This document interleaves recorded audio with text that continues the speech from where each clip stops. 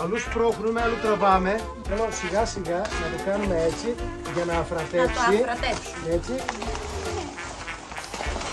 Αυτό το κομματάκι εδώ το πάμε λίγο κατά εκεί. Και στιγμή να βάλουμε και άλλα φυτά. Αφήνουμε τα φτιαράκια. Μαζεύουμε. Την άκρη λίγο. Μπράβο! Αφρατέψαμε το κομματάκι μας. Θα ρίξουμε επιπλέον ένα άλλο κομματάκι που έχει πολλές θρεπτικές ουσίες για να το αναμίξουμε. Θα σηκώσουμε μανικάκια.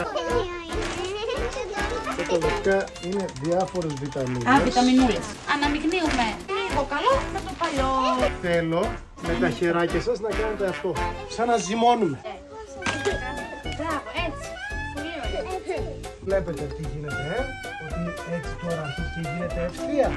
Σαν το cheesecake, παιδιά, Ναι, που κάπως κάνουμε. έτσι. Δεν χρειάζεται να το πατήσουμε.